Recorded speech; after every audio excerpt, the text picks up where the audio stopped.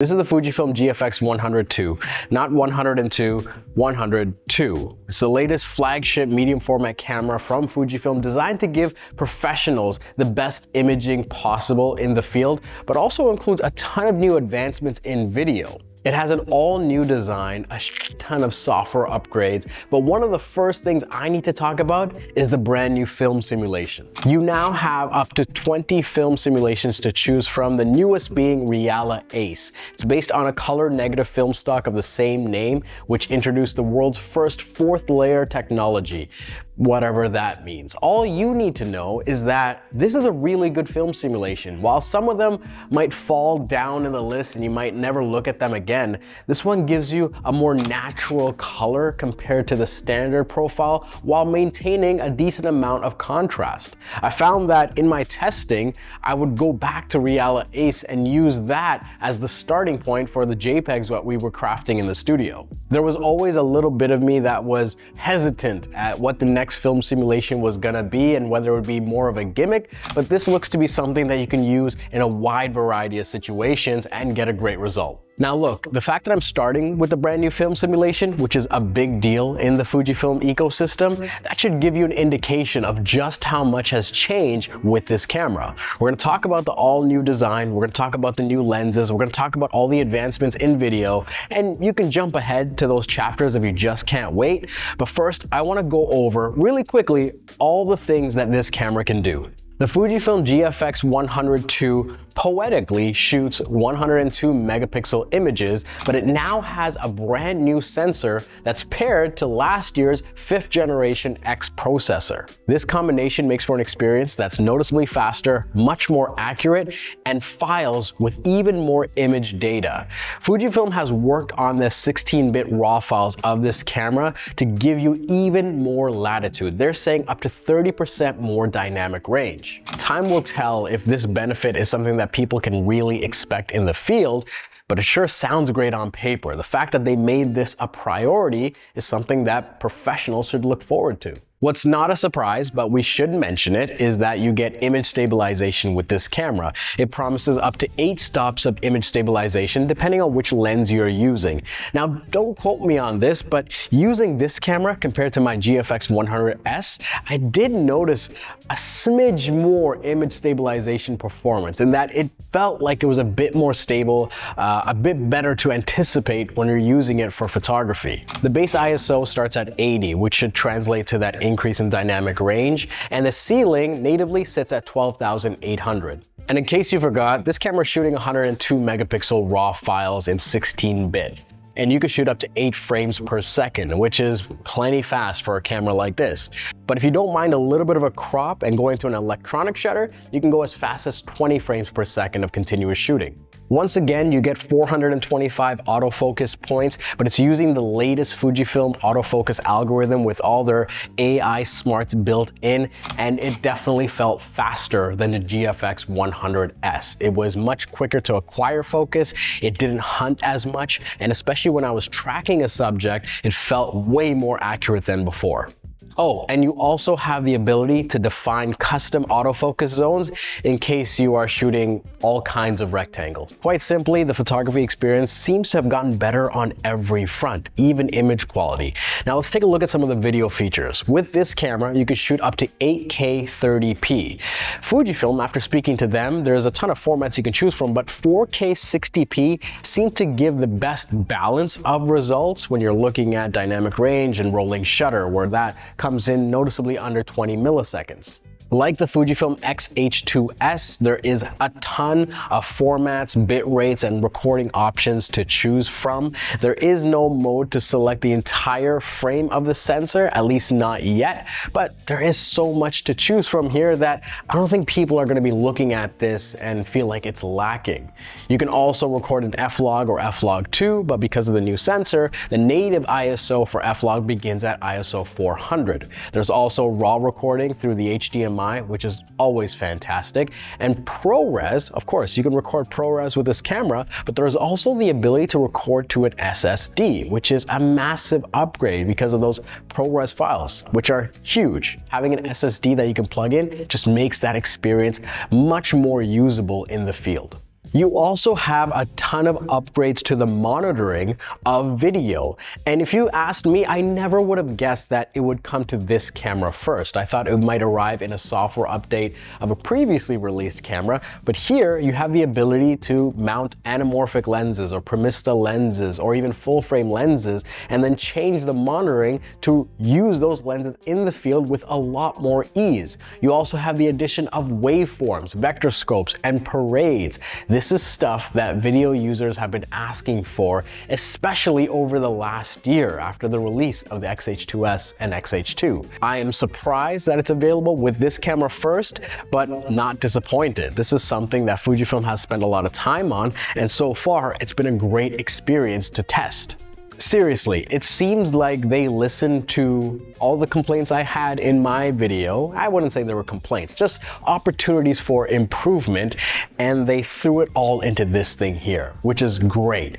But what's even more impressive after speaking to Fujifilm is how much time, effort, and dedication they're putting into getting this camera into the hands of professionals in video production. In Canada, they're partnering with the CSC and just giving it to a ton of DPs and filmmakers to test drive, to collect feedback, to see how they can refine this product, make it better, and ultimately be more involved in the space.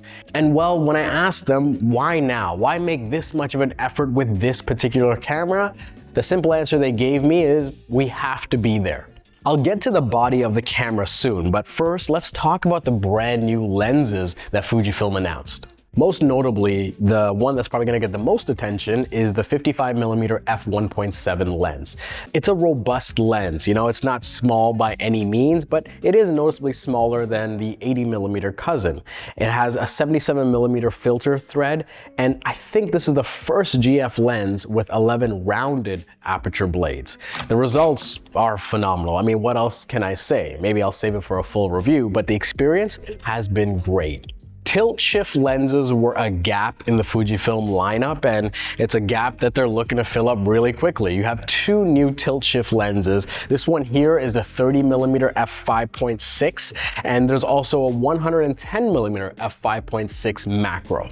And look, I'm not going to pretend to be an expert because I don't use tilt shift lenses at all for the work that I do, usually because of speed and the lack of a tripod in the places that I'm shooting. That being said, there's a lot to be excited about here, whether you're trying to get that miniature effect in your landscapes, or maybe you're shooting buildings and you're not exactly centered to them and you want to be able to get a great result in camera where the buildings look straight. You have this rectilinear result.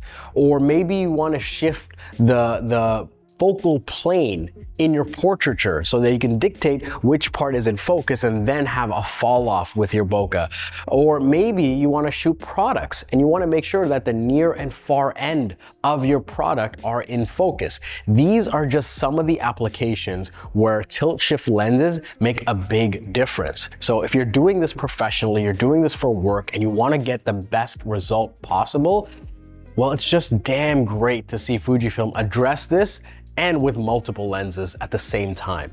All right, let's finally talk about the body of this camera, because it is a significant departure from the original GFX 100. Instead of that square box design, you have something that feels more like a traditional camera, and you can invest in a vertical grip at a later point.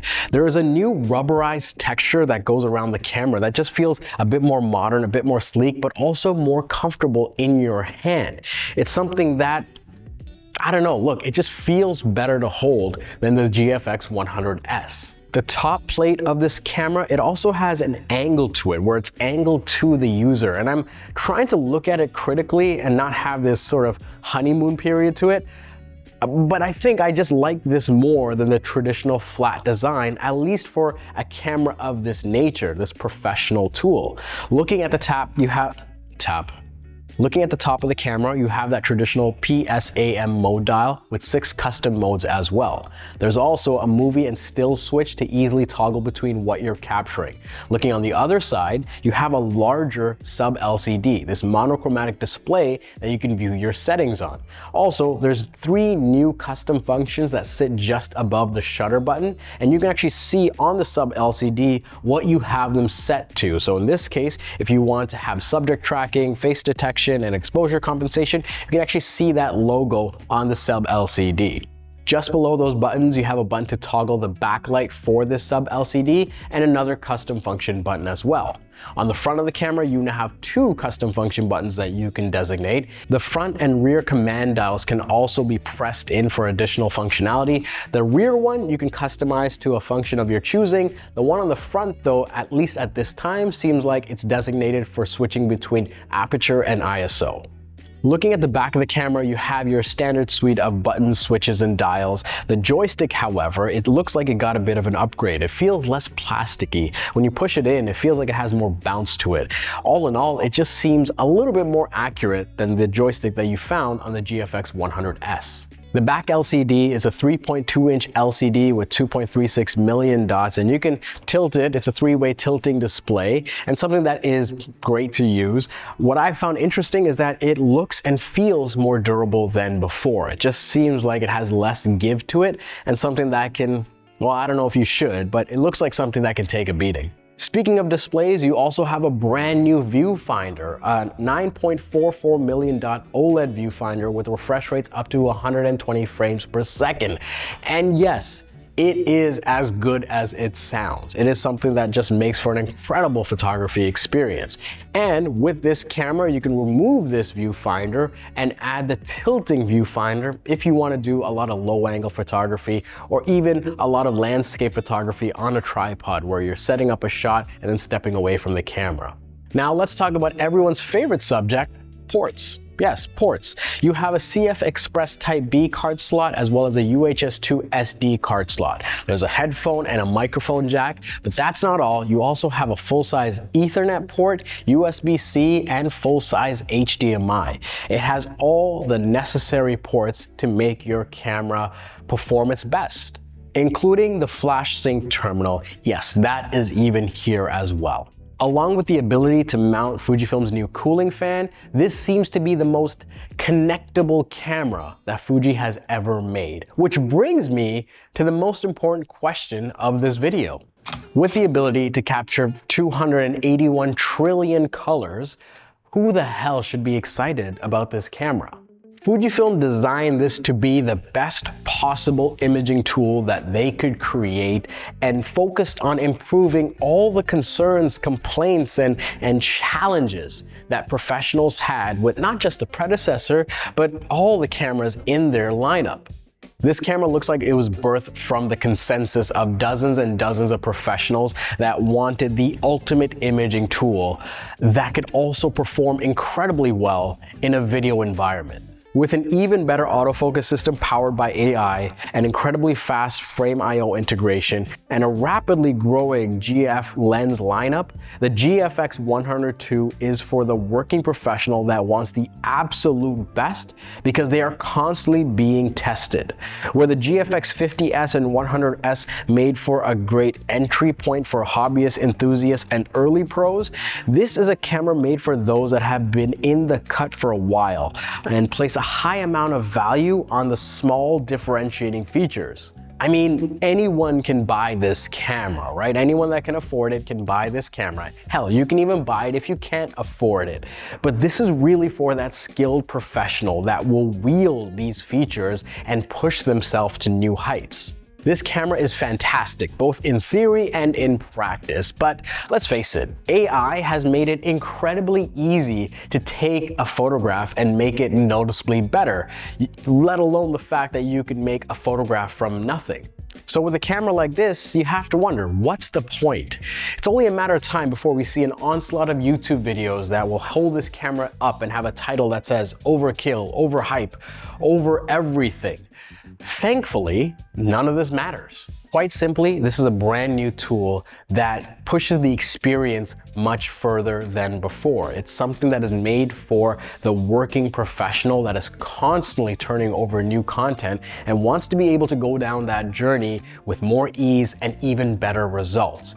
It's especially for those people that enjoy the craft of photography, the actual act of picking up a camera and producing an image. image.